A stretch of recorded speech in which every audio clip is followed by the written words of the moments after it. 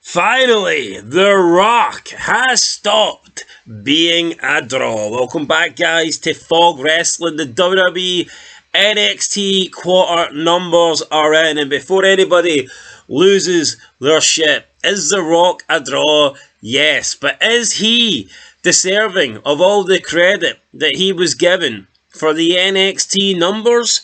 Well, these quarters would suggest not. So, Quarter 1, let's just get straight into it. This is the January 7th, 2025 show. We know that NXT overall did 957,000. Now, we possibly thought that a big chunk of that was going to be down to The Rock, and that is likely to be the case. However, these numbers would suggest otherwise. Now, there is other reasons why NXT maybe did a good number all round. You got to factor in it was a special edition. It was New Year's Evil. You had two big title matches. Plus, you also had NXT just 24 hours after the debut of WWE Raw on Netflix. So, obviously, they're hyping up a new audience. They're hyping up, this boom period, this massive achievement for Raw being on Netflix.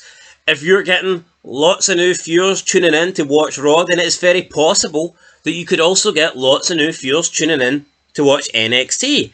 And it looks like that is what happened, because NXT across the board did not go under 900,000 in any quarter. And that's incredible.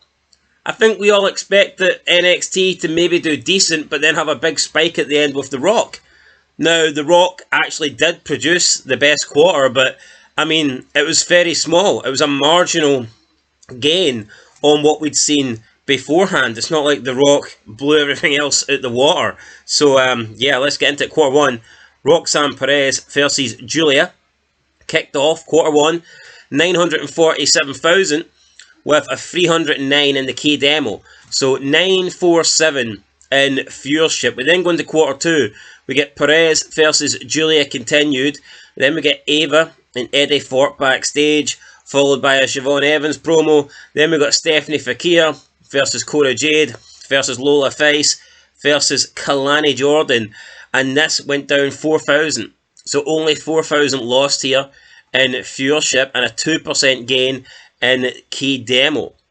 So, not a lot lost there at all. Quarter 3, 8:30 to 8:45. Fakir, Jade, Face, Kalani Jordan continued. Then we get Ava, the Unholy Union, and Obafemi backstage. This went up 3% in viewership to 968.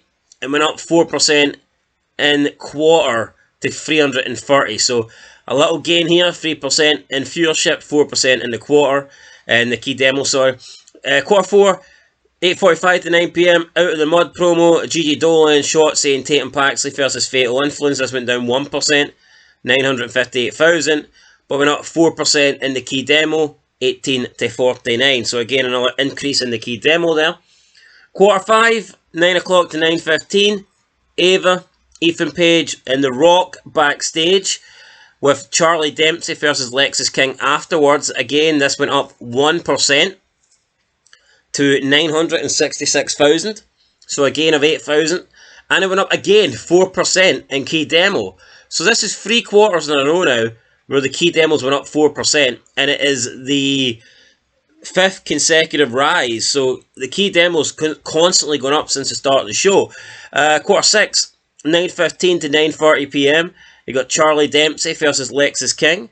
Then you got Ava, Stephanie Fakir, Fallon Henley backstage. There was also, I believe, Shotzi Blackheart in there. And then we got some entrances. Now this did go down 1%, which is not great, but again, it's 1%. It's not a big deal. 10,000 viewers in total.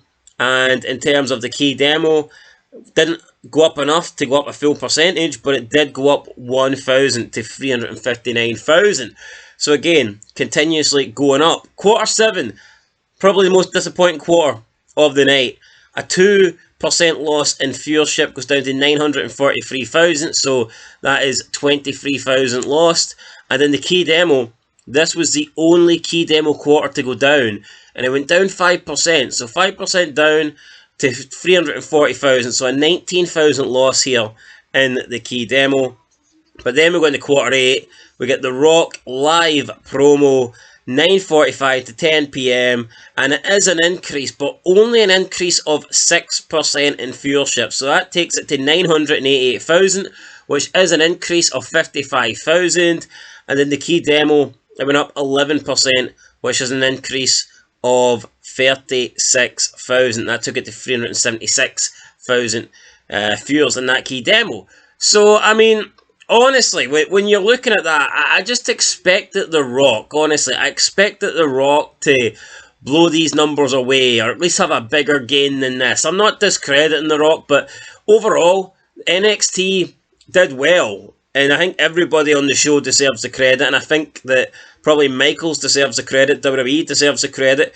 It was a good show from start to finish in terms of viewership. Now, yes, it peaked at the end with The Rock, but it's not like The Rock has massively inflated these numbers. Even if you didn't have The Rock in quarter 8, it still would have been a very good show and still would have did over 900k. No doubt about that. So, it's impressive. Now, I'm not downplaying The Rock, but maybe, just maybe, The Rock isn't drawing the type of numbers we thought he would, because we have seen that on Raw, when you look at the clips on Raw, The Rock is not among the highest viewed clips. It was Undertaker, it was John Cena, it was Roman Reigns. It wasn't The Rock, and, you know, that is a little bit surprising. So, look, maybe people are getting a little bit tired of The Rock. I don't think he's the draw that he once was. It's like, how many times can you bring some guy back randomly and, you know, expect him still to pull out massive numbers? So, it is what it is. The Rock on NXT. Apparently, he's going to be on the next NXT as well. I don't know if that's going to be true or not, but we'll have to wait and see. So, yeah, The Rock, still, obviously, the top man on NXT, but you would expect him to be the top man on NXT. It would be very disappointing if The Rock was getting outdrawn by, you know, these superstars of tomorrow. So yeah, The Rock may be in the highest quarter, but 988, not exactly what I was expecting. I thought The Rock might have did a lot more than that. Wasn't to be though. But NXT overall, this is their best rating since moving to CW. It's their best rating in almost 5 years. So a lot of things going right for NXT, and we'll see if they can continue this. Can they ride this momentum? Can they maybe break that 1 million territory, or is this going to be a case where we see NXT just getting, you know, a big bump because of Raw on Netflix, and in the future we see NXT go down? I'm going to predict the latter. I do think that we're going to see NXT go down. I'm not saying it'll be a drastic drop off, but I don't think we'll see NXT break 1 million. If it was going to break 1 million, this was probably its best chance. 24 hours after Monday Night Raw on Netflix, you got The Rock advertised. If they were going to do 1 million viewers, this was the time to do it. And they fell a little bit short. So look, we'll have to wait and see. Anyway, guys, that's it. Fog Wrestling. Let us know your thoughts down below. We'll catch you in the next one. Till then, though, peace.